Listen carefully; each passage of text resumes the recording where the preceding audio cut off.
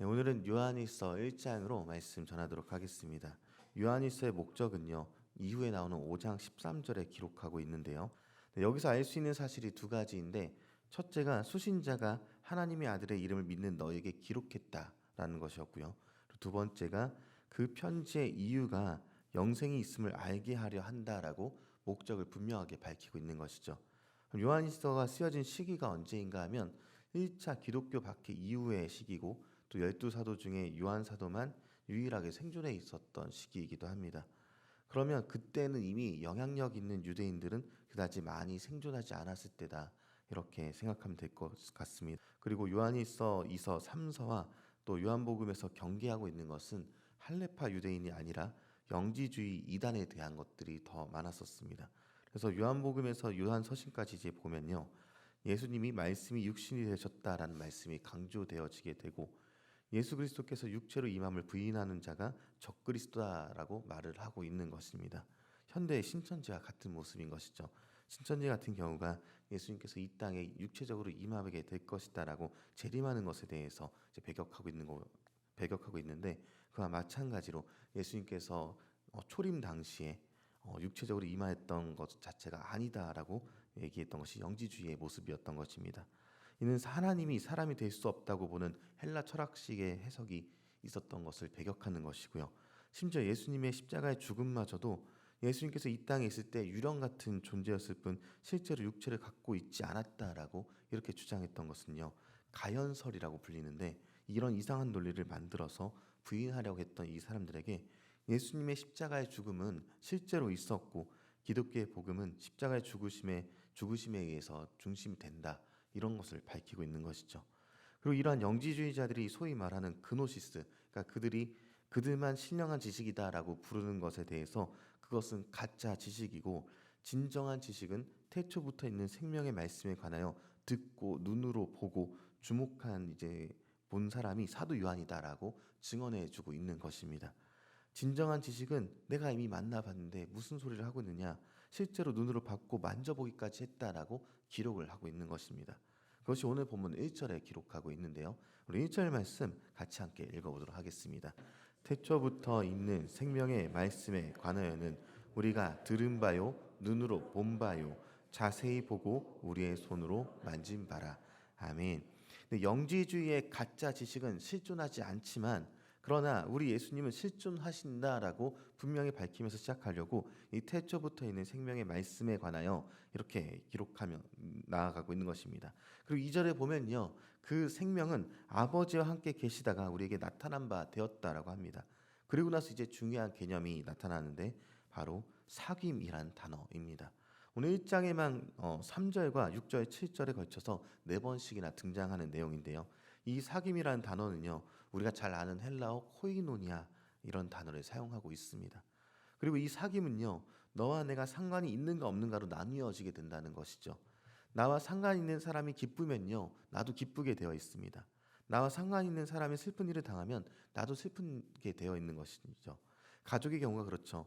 나와 상관 있는 가족이 질병으로 고통당할 때 우리 마음은 찢어질 듯 아프고 어려워지게 됩니다.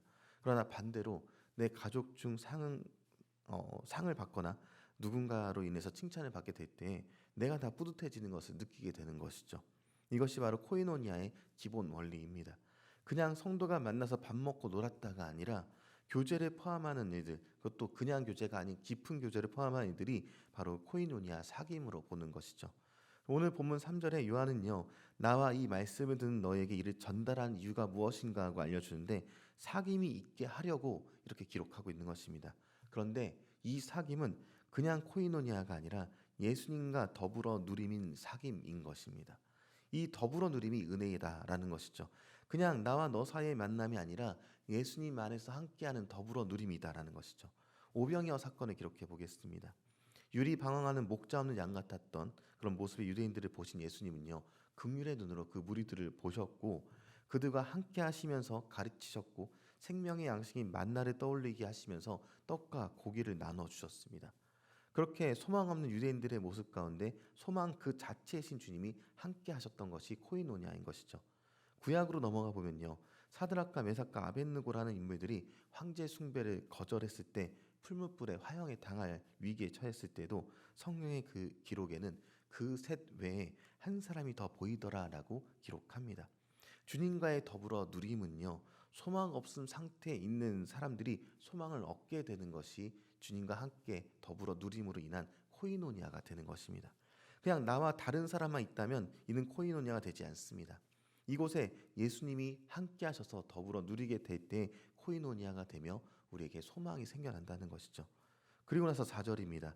우리의 기쁨이 충만하게 하려 함이라, 이렇게 기록하면서 주님과 함께하는 우리의 모임에는요, 어떠한지 바로 기쁨이 넘쳐난다라고 얘기하는 것이죠. 그렇다면 실제로 어떻게 하는 것이 주님과 동행하는 기쁨이 충만한 코이노니아가 되는지 보도록 하겠습니다. 그 내용은 7절인데요. 우리 7절 내용 같이 함께 읽겠습니다. 그가 빛 가운데 계신 것 같이 우리도 빛 가운데 행하면 우리가 서로 사귐이 있고 그 아들 예수의 피가 우리를 모든 죄에서 깨끗하게 하실 것이요. 아멘. 네, 우리가 코이노니아를 행하는 방법은 아주 단순합니다.